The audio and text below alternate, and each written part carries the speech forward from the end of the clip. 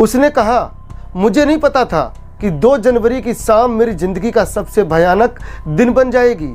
अब मेरा कोई नाम नहीं है। जिस दिन उन दरिंदों ने मुझे उस अंधेरे कमरे में धकेला, उसी दिन मेरी पहचान भी खत्म हो गई। उस दिन सब कुछ सामान्य था। मैं अपनी चाची के कहने पर बाजार जा रही थी। एक साधारण शाम थी। मेरे हाथ में कपड़ों का थैला था। दुपट्टे को ठीक करते हुए मैं टेलर की दुकान की ओर बढ़ रही थी, लेकिन मुझे नहीं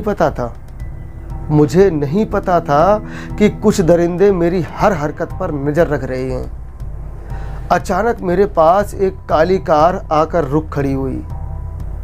4 लड़कों ने मुझे जबरन अंदर खींच लिया।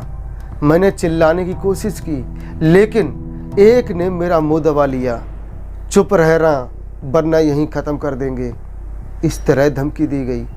मेरे पूरे शरीर में डर दौड़ गया कि आखिर मेरे साथ क्या हो रहा है। फिर एक ने मेरी कलाई मरोड़ दी। दूसरा मेरे सिर पर किसी भारी चीज़ से वार करने वाला था, लेकिन तभी किसी ने मेरे मुंह पर रूमाल रख दिया। एक अजीब सी गंध आई और फिर सब कुछ अंधेरा हो गया। जब मेरी आंखें खुलीं तो मैंने खुद को एक बंद कमरे में पाया। कमरे की एकमात्र खिड़की पर लोहे की जाली लगी थी। चारों दीवारें सीलन भरी थीं। मुझे ठंड लग रही थी। मैंने नीचे देखा। मैंने कुछ भी नहीं पहना था। अभी तो बस शुरुआत है। एक घिनौनी सी आवाज़ आई। 4 लड़के मेरे चारों ओर खड़े थे। मैं समझ चुकी थी कि अब क्या होने वाला है। मैंने चीखने की कोशिश की, लेकिन मेरे गले से कोई आवाज़ ही नहीं निकल रही थी। फिर वो मेरे ऊपर टूट पड़े। उनके लिए मैं सिर्फ एक शरीर थी, इंसान नहीं। वे मुझे रोज़ मारते, नशा कराते और मेरे साथ वही दरिंदगी दोहराते। हर रोज़ वही दरिंदगी। हर रात एक नया नर्क थी। एक दिन जब मैंने विरोध किया तो उन्होंने मुझे पीट पीट कर अधमरा कर दिया। मेरी चीखें सुनकर भी कोई नहीं आया। फिर उनमें से एक गोश्त लेकर आया और जबरन मेरे मुंह में ठूस दिया। मैंने थूकने की कोशिश की, लेकिन उन्होंने मेरा मुंह पकड़ लिया। मेरी आत्मा चिल्ला रही थी, लेकिन मेरा शरीर हार चुका था। एक रात उनमें से एक ने मेरी कलाई पकड़ी और मेरी कलाई पर बने ओम के निशान को देखा। अचानक उनके चेहरे पर गुस्से की लकीरें उभर आईं। तेरी इतनी हिम्मत, हमारे सामने ये निशान लेकर घूमती है। आज इसे हमेशा के लिए मिटा देते हैं। अगले ही पल एक ने मेरे हाथ पर तेजाब डाल दिया। मेरी चीखों से पूरा कमरा गूंज उठा। मेरी आंखों के सामने अंधेरा छाने लगा। 4 मार्च की रात, वो रात जो मेरे लिए आखिरी हो सकती थी। मैं मर भी सकती थी, लेकिन अब मैं और नहीं सह सकती थी। उस रात वे सभी नशे में धुत थे। कमरे में सन्नाटा छाया था। मेरी सांसें तेज हो रही थीं, लेकिन मेरे कदम धीमे थे। हिम्मत जुटाकर मैं वहाँ चढ़ी और छलांग लगा दी। नीचे कंकड़ पत्थर थे जो मेरे पैरों में चुभ गए। छाले पड़ गए मेरे पैरों में, खून बहने लगा, लेकिन मैं नहीं रुकी। मैं भागती रही। मैं घर पहुंचना चाहती थी। कई घंटे तक भागने के बाद जब मैं घर पहुंची तो माँ मुझे देखकर फूट फूट कर रोने लगी।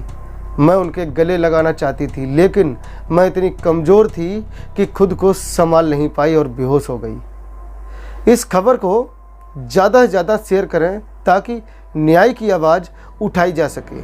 अभी तक आपने सिर्फ 14 साल की नाबालिग के वह बोल सुने हैं, वह आप बीती सुनी है जो उसने खुद बताई है। अब आपको इसकी हकीकत बताते हैं। मुरादाबाद के भगतपुर थाना क्षेत्र में एक दिल दहला देने वाली वारदात क्यों हुई। 14 वर्षीय नाबालिग लड़की को 4 युवकों ने अगवा कर लिया और 2 महीने तक बंधक बनाकर उसके साथ गैंगरेप किया।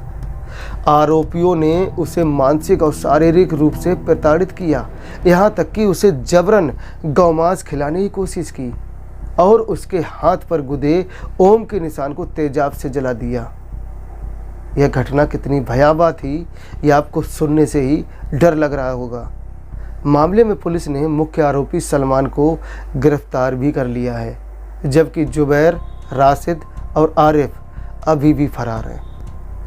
पीड़िता की चाची द्वारा दर्ज कराई गई शिकायत के अनुसार 2 जनवरी 2025 को नाबालिग लड़की अपने कपड़े सिलवाने के लिए बाजार गई थी।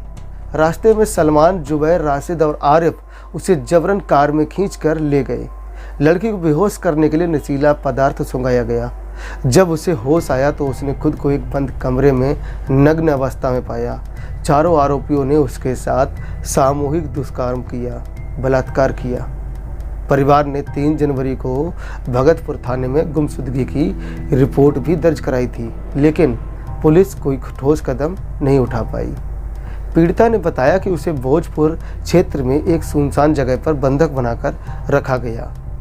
जब उसने भागने की कोशिश की तो उसे बुरी तरीके से आरोपियों के द्वारा बेरहमी से मारा पीटा गया।